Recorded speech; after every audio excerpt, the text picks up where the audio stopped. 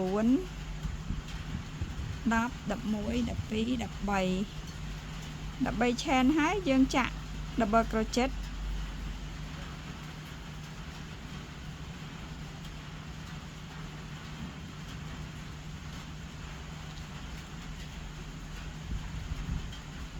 ចាក់ដូចខាងនេះមកបងប្អូនណាចាបងប្អូនបន្ទាប់មកយើងចាក់ឆែនចំនួន5 1 2 3 4 5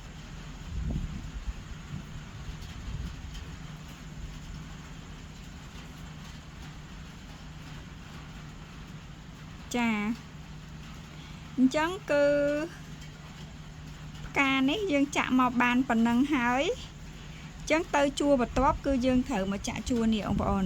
យើងឡើងមកចាក់ជួរទី2ចា យើង repeat មកជួរទី2ទី3ទី4បន្តមកវិញណាបងប្អូនណាចានេះអានេះយើងចាក់បានប៉ុណ្នេះហើយអញ្ចឹងពេលចាក់មកជួរបន្ទាប់នេះបងប្អូនឃើញទេអានេះគឺដូចជួរនេះអញ្ចឹងពេលបន្ទាប់មកទៀតយើងចាក់ជួរនេះឡើងទៅលើមួយទៀតយើងចាក់នេះឡើងទៅលើមួយទៀតយើងចាក់នេះបន្តបងប្អូនណាចាបងប្អូនក្រោយពីយើងចាក់មកនេះបានរូបរាងអញ្ចឹងណាហើយយើងចាក់រហូតដល់បានប្រវែងមួយសមល្មមបានប្រវែងមួយសមល្មមនៅជួរចុងក្រោយបងប្អូននៅជួរចុងក្រោយដែលយើងអត់ត្រូវការចាក់ទៅបន្ថែមទៀតទេអញ្ចឹងជួរចុងក្រោយនេះគឺយើងវិលមកចាក់ដូចខាងដើមនេះអាកន្លែងហ្នឹងធម្មតាបើនៅជួរនេះគឺយើងចាក់13បងប្អូនដើម្បីយើងឡើងទៅជួរបន្ទាប់ទៀតប៉ុន្តែនៅពេលនេះជួរចុងក្រោយអញ្ចឹងយើងចាក់តែ4ទេដូចយើងចាក់ដើមនេះបងប្អូនណាចានេះឃើញទេអញ្ចឹងអានេះយើងចាក់តែ4ទេ2 3 4ហើយយើងចាក់ double crochet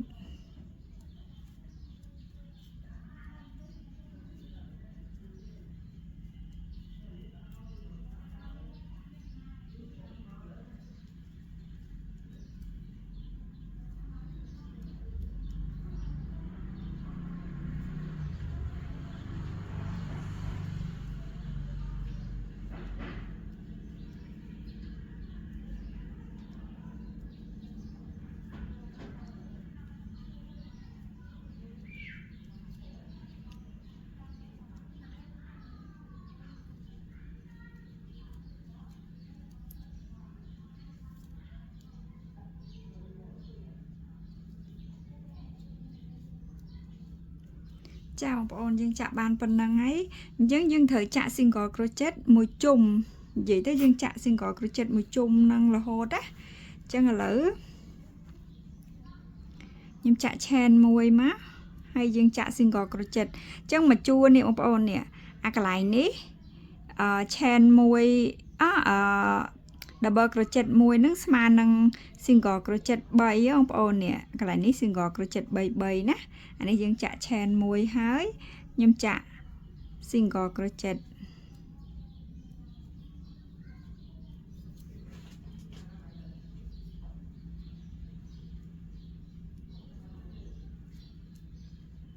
ចឹងមួយប្រឡោះស្មើនឹង single crochet ចំនួន3បងប្អូន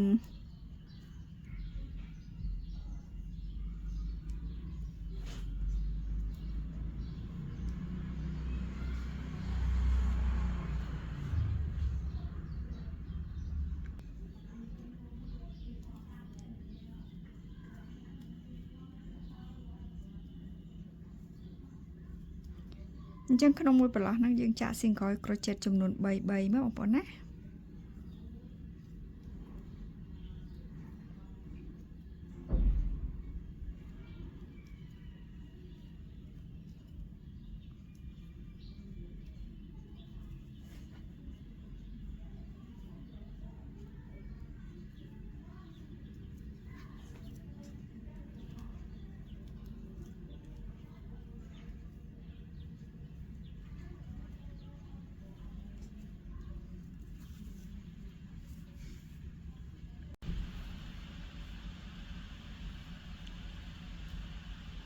ចាបងប្អូនអានេះគឺយើងត្រូវចាក់បន្តទៅ3 chain 3 single crochet អានេះគឺស្មើនឹងមកកាត់ទទឹងវិញហើយអញ្ចឹងកន្លែងហ្នឹងគឺយើង chain មួយហើយបើយើងចាក់មក5 single crochet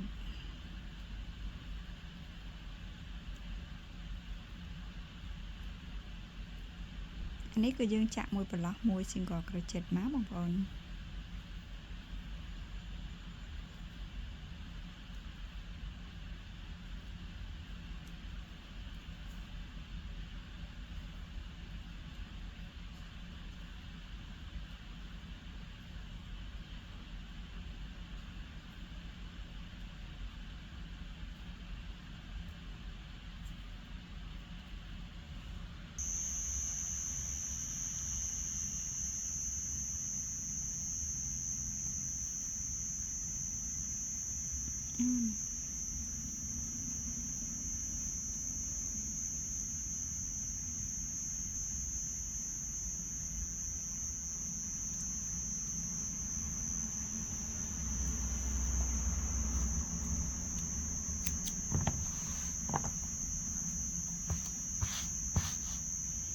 ចាបងប្អូនឥឡូវយើងចាក់រួចហើយជាមួយនឹងនេះជាអីបងប្អូនចាយើងអត់តន់អ៊ុតវាអត់សូវស្អាតទេបងប្អូនឃើញទេបើសិនជាយើងបានអ៊ុតហើយវារៀបស្អាតណានេះបងប្អូនក្រោយពីយើងបានអ៊ុតហើយវារៀបស្អាតចាចាំបងប្អូនពេលដែលចាក់ហើយគឺយើងអ៊ុតវាស្អាតទៅណាឲ្យរៀបអញ្ចឹងណាឥឡូវយើងមករុំដាក់ជាមួយជាយវាអញ្ចឹងឥឡូវយើងកាត់អំបោះដើម្បីធ្វើជាយណាអញ្ចឹងគឺខ្ញុំមានຂະຫນາດជាប់ប៉ុណ្នេះខ្ញុំរុំវាមក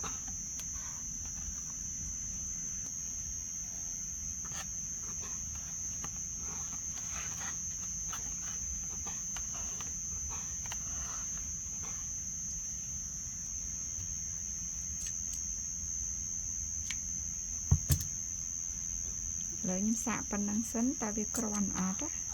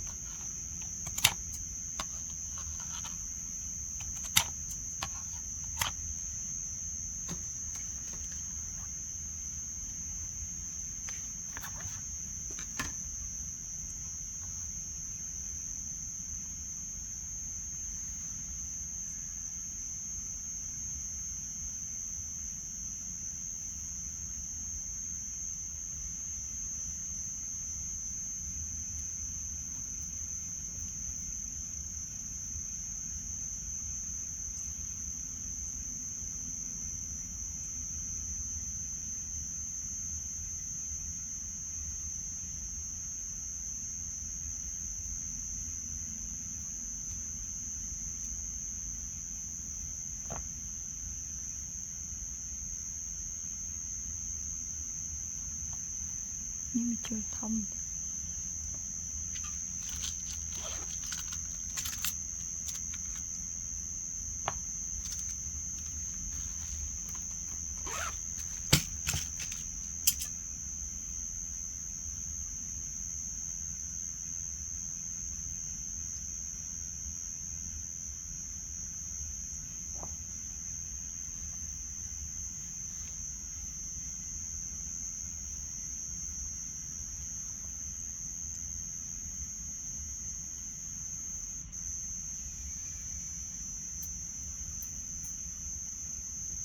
បងប្អូនលៃខាងចុងនេះរៀងស្មើគ្នាមកចា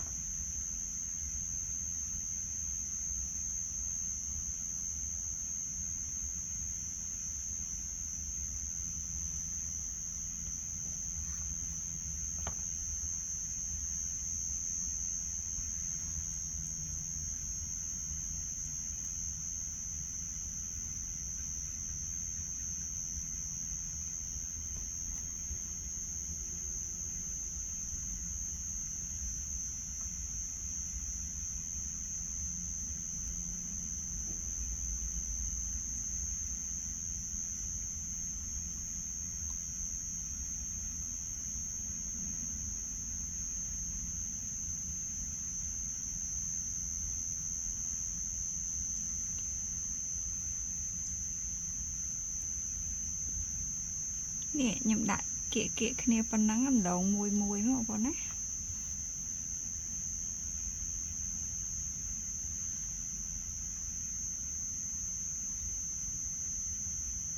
ក៏ប៉ុន្តែចេះចង់ធ្វើនេះប្លែកជូនបងប្អូនទស្សនាដូចជាយកម៉ាសាមុនយើងចាក់ជាមួយការចាក់ឆែនក៏វាស្អាតម្យ៉ាងហើយប៉ុន្តែខ្ញុំចង់ដូរ យើងធ្វើផ្សេងទៅដើម្បីបងប្អូនមើលថាស្រឡាញ់មួយណាចាយើងអាចជ្រើសរើសបានអញ្ចឹងណាបងប្អូន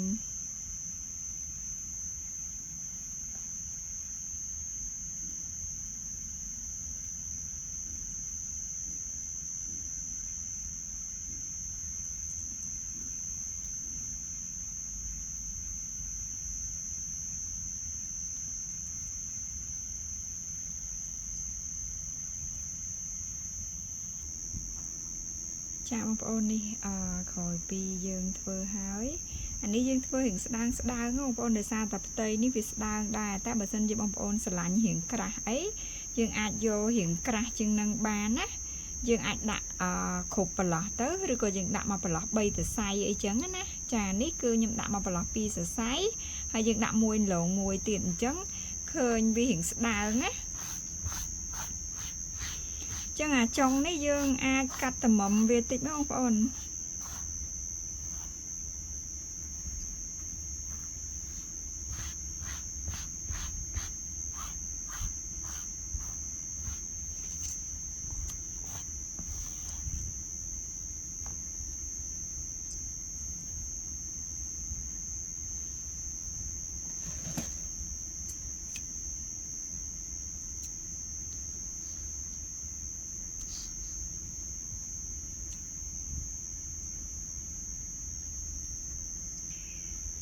ចាបងប្អូនឥឡូវកន្សែងពានារបស់យើងគឺរួចរាល់ហើយបងប្អូន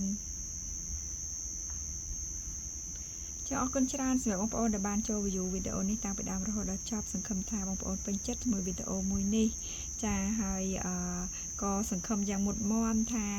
វីដេអូមួយនេះគឺមានអត្ថប្រយោជន៍ដល់បងប្អូនទាំងអស់គ្នាអញ្ចឹងបើសិនជាមានប្រយោជន៍បងប្អូនកុំភ្លេចជួយ like ជួយ share បើសិនជាបងប្អូនថ្មីដែលមិនទាន់បានជួយ subscribe channel របស់នាងខ្ញុំកុំភ្លេចជួយ subscribe channel របស់នាងខ្ញុំម្នាក់មួយដើម្បីទទួលបាននូវវីដេអូថ្មីទៀតចាអញ្ចឹងអរគុណច្រើនជម្រាបលាជួបគ្នានៅវីដេអូក្រោយ